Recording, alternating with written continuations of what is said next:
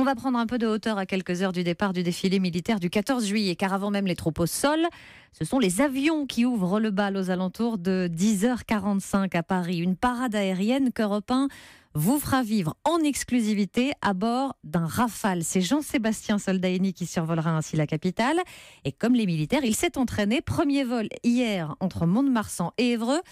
Accrochez-vous, c'est parti.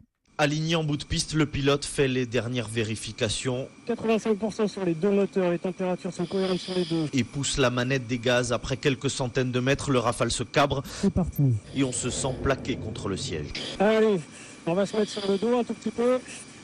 Wouhou! Et on vient tout juste de faire un petit tour tout en douceur. Quelques manœuvres acrobatiques plus tard, le lieutenant-colonel Mathieu s'approche de son leader et improvise une courte répétition pour le défilé. On va se faire rapprocher, tu vois, pour la position de patrouille serrée qui va correspondre à peu près à ce qu'on aura pour le défilé.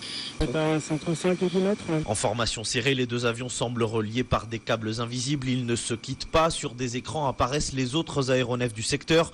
Leur vitesse, leur cap, c'est la mission du lieutenant-colonel Mathieu. Surveiller notre territoire et intervenir en cas de comportement suspect, sa priorité. L'objet de mon engagement, il est de réussir une mission opérationnelle. Le job qui consiste à défendre l'intérêt de la France.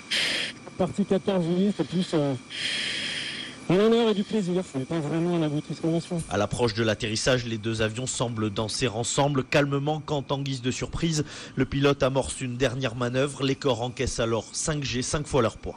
Oh là là, le bras est coincé, on a impossible de bouger à la surprise. Atterrissage en douceur au bout d'une heure de vol, suffisant pour rallier Mont-de-Marsan à Évreux. À bord d'un avion Rafale, Jean-Sébastien Soldaini, Europe 1. Et il garde le sourire malgré les 5G. Jean-Sébastien Soldaini, reportage exceptionnel à retrouver aussi en vidéo sur europe1.fr.